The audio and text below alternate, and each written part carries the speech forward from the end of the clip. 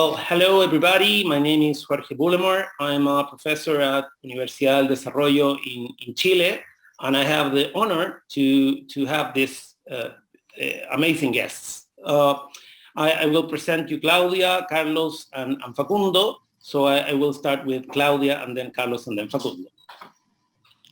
Thank you for the invitation, Jorge. My name is Claudia Barros. I'm Sales and Marketing Director from Macisa. The company size is $300 million annually, and our sales force is 60 person in Chile, Peru, Bolivia, Ecuador, Colombia, and USA, and that's it. Thank you, Claudia. Carlos. Hello, Jorge. Hello, Facundo and Claudia. Thank you for the invitation. It's a pleasure to me to be here with you.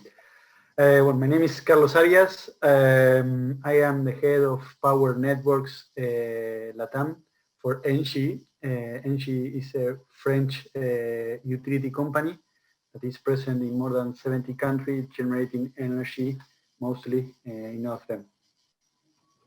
Thank you, Carlos. Facundo. Hello, Jorge, Claudia, Carlos. Thank you for giving us the chance to share with you something from Chile, this beautiful country in South America. I'm the commercial director for AgroSuper. AgroSuper is a Chilean producer of chicken, pork, turkey, and processed meats items. The turnover of the company is $2.6 billion, and 40% of that is being exported through 8 different commercial offices around the world. And the other 60% is being sold locally through 26 distribution centers along Chile. So that's about the company. Amazing. So we are having guests that they work here in Chile, but they have operations in many places. So it's going to be very good in order to compare each reality, no? So I'm going to have my first question to Claudia. If you can please describe your market, your customers and competitors, please. Okay. Macisa participates in the wood-based panel market, timber products, and molding solution. This last is focusing in North America and US. And other products to get a full furniture solutions in wall paneling and flooring. Macisa have 4 different customers, designers or architects, industrial, furniture makers, and final customers. And our competitors are mostly 30 wood paneling mills around the world and another brands to the furniture solutions. Well, nice. And in your case, Carlos, what about Engie?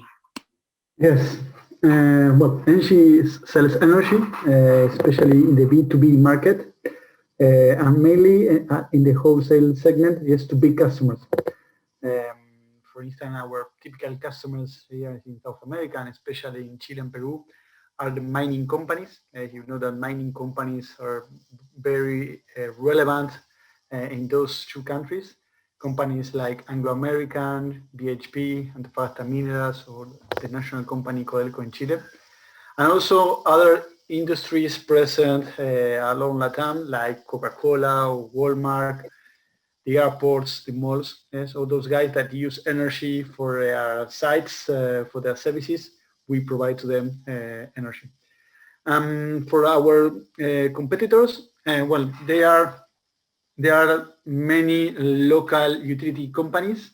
For instance, in Chile, you have someone like Colbún, but then you have other international players like the Italian company Enel or AES Gener, it's the American company. So they are most present in all these Latin countries. Nice. So we're having in one place one company has to do with construction, the other with the energy, and then we have Facundo with the food. So Facundo, your turn, please. Okay, yes, we are exactly in the food industry.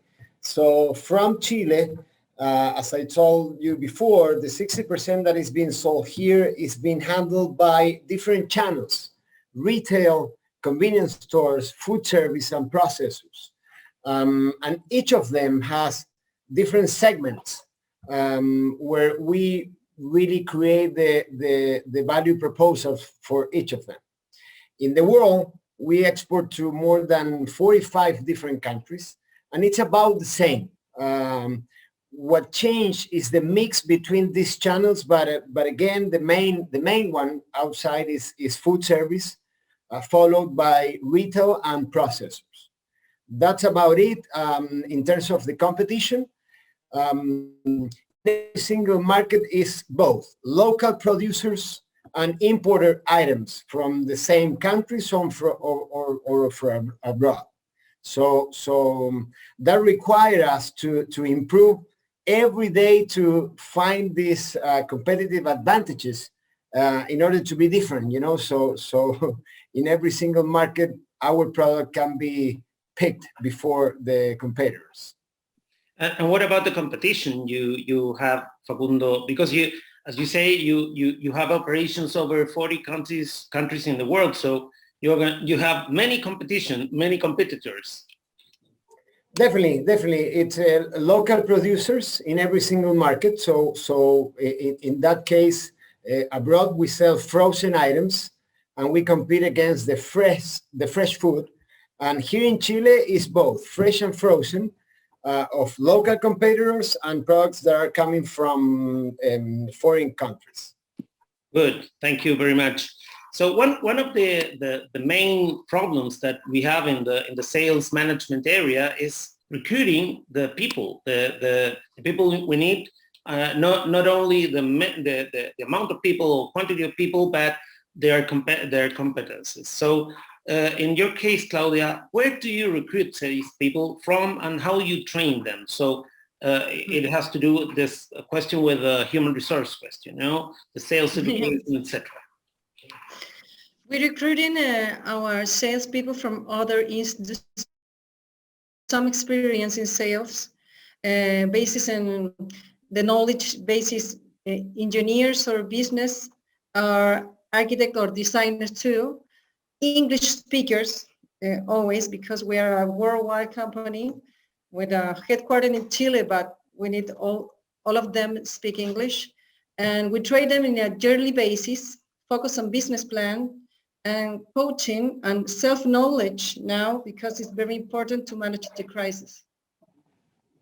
Thank you very much, Claudia. And in your case, Carlos, because it's another segment, another industry, so it's going to be great to hear from you. Yeah, it's a good question. Well, we usually hire people through headhunters or LinkedIn. Sincerely, in recent years, LinkedIn has been a very powerful tool. And from where? We usually in the past hire salespeople from our competitors. But in recent years, we start hiring people from other industries where their sales targets were equal to us. For instance, from Linde or any other chemical industries. Yes, at the end, they try to sell energy solutions to our customers. And the idea was we wanted to have key account managers with experience selling a long-term product. Yes. Which implies creating a long-term relationship with the client. You know that the average contract of energy that we sell is around 4 years of duration. So that is a short-term contract for us. So for us, it's key to develop a long-term relationship with the client. So we need people that has skills of experts, that they know the production process of the client, and also that they are salesmen and know to sell. Yes, that's right. And in your case, Facundo, the same question, where do you recruit salespeople from and how do you train them? Well, in our case, again, as I said before, we have different channels, we have different segments. So the first step is to have a very clear profile and description of the position we are looking for. From that, we pick different options, headhunting, also online platforms like LinkedIn that are very important, or local job searchers. once we have them, the training is very important, because something that we really value is a mix between people with a lot of experience and young people. We try to keep that balance, you know. Sometimes we have made some mistakes in terms of having just young people or just experienced people. The balance is the best way to go.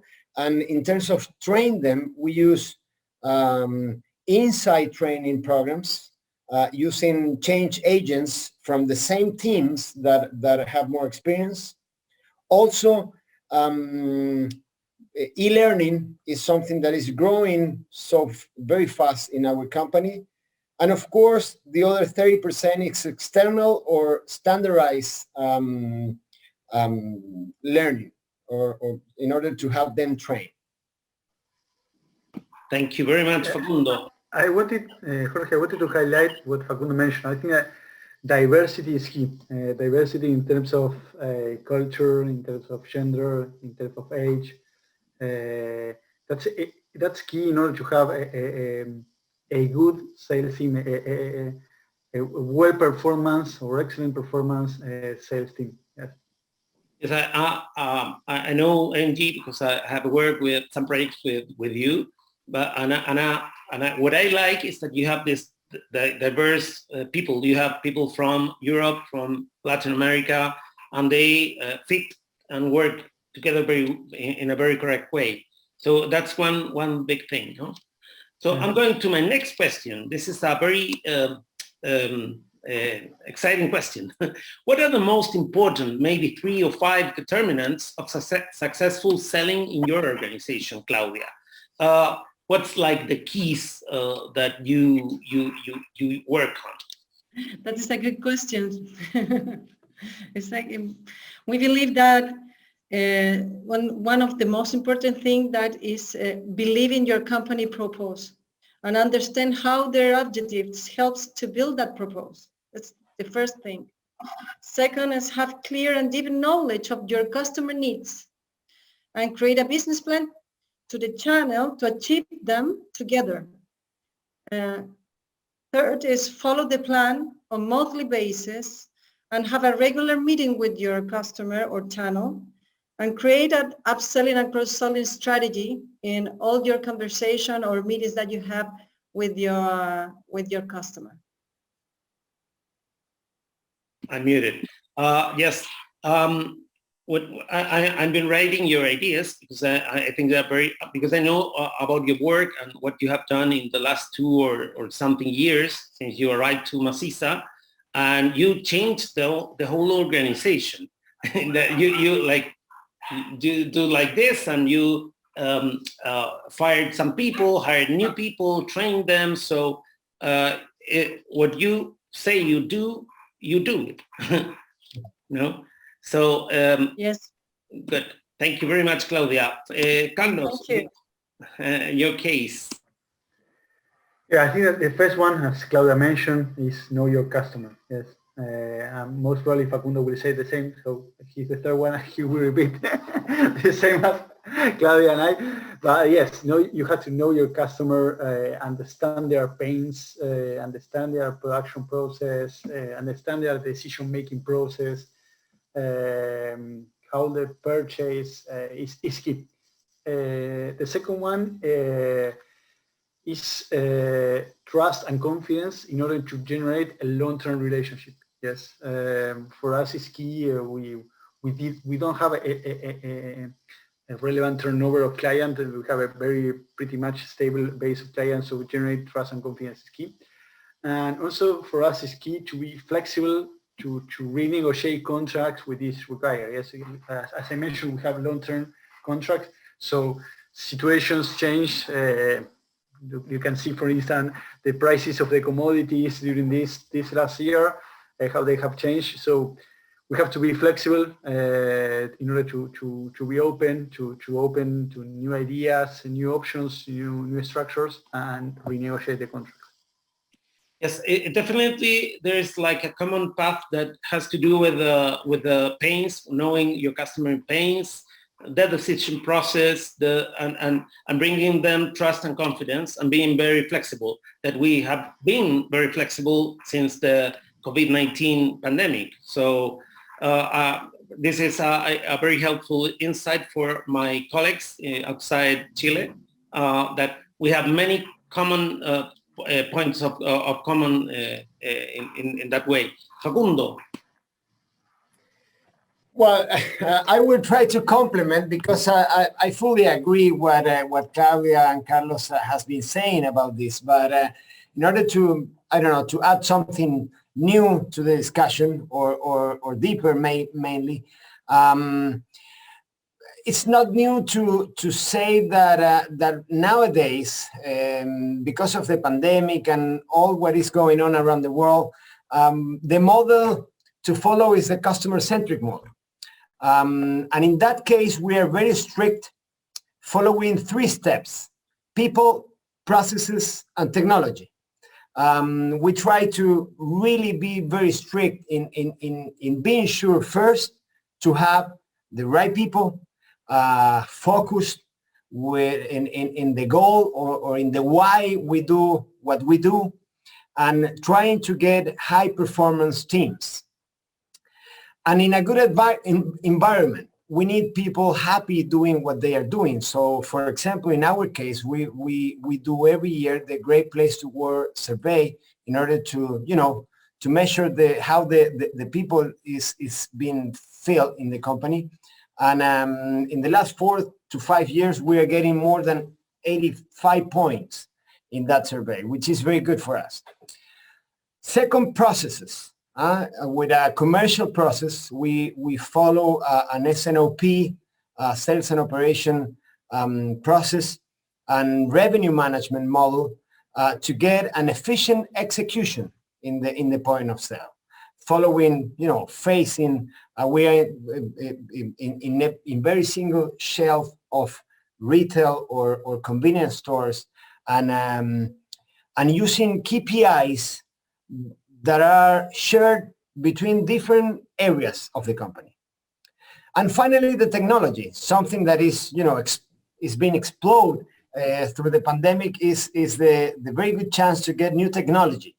Systems like customer relationship management, e-commerce platforms, digital marketing, in order to grow, besides the outbound, the inbound marketing, are things that definitely help us to get the final goal. So I could add that to this question. Good. Thank you very much, Facundo. I guess we have many common grounds, many points in common. And you can see, for people who are looking at this video, you can see that maybe what we do in Chile is not that different as we do in Peru or in the US or in Denmark. I don't know, because we have the same objectives in that way. So I'm going to have another question. We have some more questions. In your case, Claudia, what do you see as the main opportunities and challenges facing your sales organization? Because here we have the pandemic, but also in Latin America, and especially in Chile, we're having a political new process, which opens and closes many opportunities. So it's going to be great to hear from what you think about the challenges and opportunities. When all of us have been talking the last year about the VICA models, volatile, we are facing not only the COVID that you said, and in that scenario, we are the 2 most important things that we're having very clearly with our sales force is prepare constantly to encourage. They encourage the changes. How to do that is self-knowledge and motivate and find another ways to do what they do. This motivation is very important in this kind of scenarios. And the second one is build one organization, brick and click capabilities. It's very important. And have more knowledge in that topic it's what we are going to need in our sales force in the next few years. Sorry. So yes, it has to do with the self-knowledge, this motivation, people and having these capabilities of these companies that are brick and clicks that you can Yes. sell by e-commerce, etc. So Yes. I do agree. So in your case, Carlos, because Claudia sells products, also a service associated to the product, but in your case, you sell a service, the energy. So it's a little bit different. Please let us know, Carlos. Yeah, no, it's a good point. At the end, I wouldn't say that we sell a service, but rather we sell a commodity product. Yes, the energy is a commodity. You cannot touch it. You cannot choose if you want it red, white, or green, or if you want it to 2 doors or 4 doors. At the end, it's the same for everyone. So yes, it's a good question. In order, what our continuous challenge is try to generate a difference, not only on price, but only in other proposals, and to skip the typical discussion on price and selling only a commodity. So, for instance, what we have been offering to our clients, and you see the same for other utility companies, is trying to offer other solutions, other energy solutions to the client. And in this case, I would like to highlight an example that is the PV on-site generation. Yes, you could to generate your own energy with solar energy on your site. And for doing that, you have to, coming back to what Claudia mentioned and I have highlighted also, is you have to know your client, understand which are their sustainability goals, and how you can help him in order to reach them. Yes, and for instance, with the Santiago Airport, International Airport, we signed an agreement, an energy contract for 17 years. Yes, 17 years, and there we include all the PVs rooftop in the terminal, and also EV chargers, for electric cars, chargers for their parkings. So the idea is that try to help the client and go with them, take their hands in their sustainability goals. That is something that is very present nowadays in many clients. So trying to understand them and work with them that path of sustainability. Thank you, Carlos. What you're trying to do is to innovate in your solutions. So that's how you stop being a commodity seller. So good, that's good. In your case, Facundo, what are the main opportunities and challenges? Well, the thing is that in terms of food, we really see that new trends are going to come. The way we used to consume food in general will change, will be different at some point. So that will bring new formats, new proteins that people will choose. We're going to have economical issues in some markets, some better economical impacts in some other markets. So we need to be very alert in order to be proactive and follow those trends. With that, we also see a huge change in the supply chain process. All the new collaboration economies, in order to get new alliances, in order to get faster to customers, will bring new opportunities for us. So again, we need to be very alert in order to get those, to be closer to our customers and faster than our competitors. And finally, I think that a gift, if we can say it so, from this moment that we are living, is a digital transformation. Again, the chance that we have to automate processes, the support of the artificial intelligence that will bring us new ways to follow processes, to do our things inside the companies, in the connection with customers, will bring a lot of new chances to do it better. for good. So at the end, I think that it's going to be a win-win process for everybody.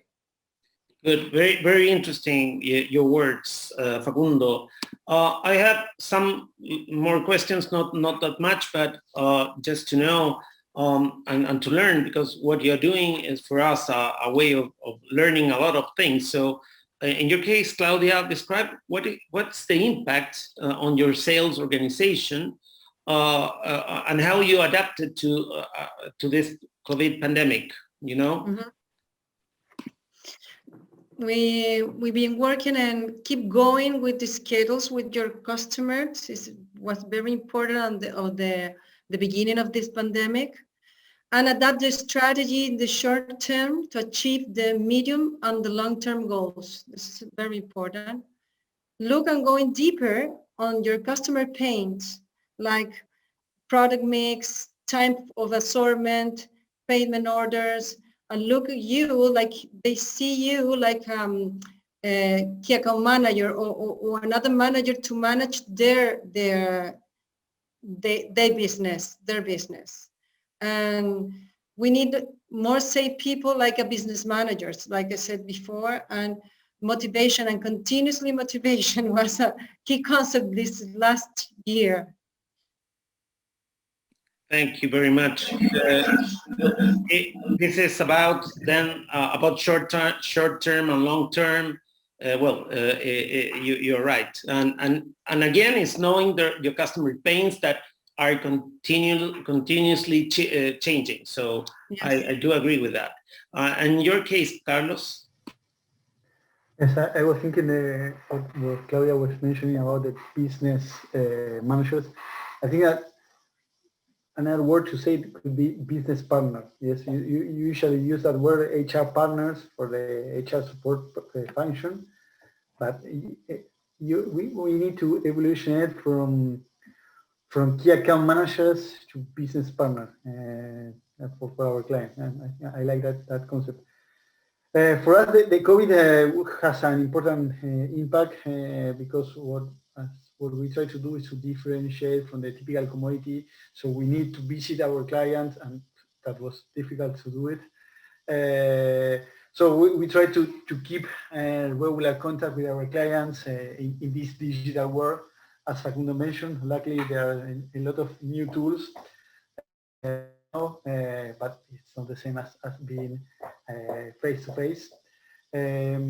Also, it's very important to continue animate our sales teams, be in contact with them, having internal brainstorming sessions in order to improve our sales process, make them part of the solution. Yes, keep them animated. As Facundo mentioned, it's key to have our people engaged and to continue being engaged with the company purpose and to be resilient with the crisis that is not easy, especially in Latin America with the second wave, lockdowns and so on. But I think it's a big challenge trying to get them engaged. Yes, I think the motivation issue is a big issue for everyone, not only in Chile and Latin America, but also in the world, because we have been confined for several months last year. Here in Chile, we've been confined for 1 month or so. So people tend to go like down with not that much energy. So I do agree with what Carlos says. Facundo. Well, in our case, or something to add as well, is that even before the motivation, something that we did at the beginning was just to listen, just to listen to our people. We were all suffering the consequences of the pandemic situation. And before trying to motivate, we needed to listen and see what was going on, in every single one of us. And from there, we try to organize our sales teams and processes. The home office, the lockdowns in different cities, in different markets. So everything, the velocity that we got in every single day to make different decisions was amazing. I mean, was a very good learning process. Suffering, to be honest, but a very good one. So a gift that we received, again, I am trying to have a half full glass view perspective here. The gift that we received is that we were very segmented, organized. So we have a team for retail, a team for convenience stores, and so on. Here and in the offices around the world. The technology, the e-commerce, the digital platforms allowed us to get a hybrid system. So new productivities came to the table. We are trying to keep them in the culture for the future. New ways, again, to promote our products, to create new items to the portfolios here in Chile and in the different markets was a gift. So productivity through digital platforms brought us new ways to go. Good. So it's not, as you say, it's not all bad. You have this half full glass because that's the point of view in order to get moving on in this pandemic. I agree too with you, Facundo. So I have just a few minutes left, but for you, because we have like an agreement. What is, in your opinion, makes selling in our country different from the rest of the world? And I know that both you three people have you can compare with, for example, from Peru, Colombia, Argentina, because we have two Argentinians here living in Chile, as Carlos and Facundo, Mexico, etc. So it's going to be great to hear this different from the cultures. Claudia. I think that capabilities are the same, but the difference is in our industry. If we compare North America with Latin America, the main difference is if you have to get an agreement with a customer in Latin America, you can have 2 or 3 different kind of meetings and iteration on the negotiation. But in North America, you have one. It's like it's the formal way to close an agreement. I think the timing of closing a negotiation is different between North America and South America in our industry. Yes, I agree. Here in Latin America, we are more indirect that what happens in the US or in Canada or in England or in the UK, where you have people that say no and it's a no. And here they don't know how to say no. So it can be several meetings until you learn that it's a no because he or she doesn't say the no. So I agree with this being direct. That is it. Yes. Thank you, Claudia. You described it very good. Right. Good. Carlos? Yeah, I wanted to highlight, yes, the same as you, that in Latin America it's difficult to get a no, and depends on the countries. For instance, I think that in Colombia or Mexico, the no is more difficult than, for instance, in Argentina. I think that in Argentina people are more straightforward. And the second thing is, as Claudia mentioned, here in Latin America, you usually have a more close relationship with the client, and that takes more time in order to be developed. And it's a common way to do business. I understand that people from the US don't understand that way, that we waste a lot of time in meetings. And also for us, it's different that when we come to the US, that they are very direct, straight to the point, and they do business in only one meeting. I think that those are the main difference. Yes, and I know that Facundo lived in the US some years ago. For some years, you lived in Atlanta like 6 years or so, no? Yeah, almost 7 years. 7 years. So you have the point of view from Chile, Argentina, as you are Argentina, but also from the US. So because you pass 7 years. So that's a lot of years. Yeah, but let me highlight Chile as a platform to do business with. Even though the political issues or things that are happening right now, definitely is a very healthy country to do business. I was amazed how open the country is to do business. We have here in Chile more, I don't know the number, but a lot of commercial free agreements with different economies around the world. And that gives you the chance to really grow from this country to do business in some other countries.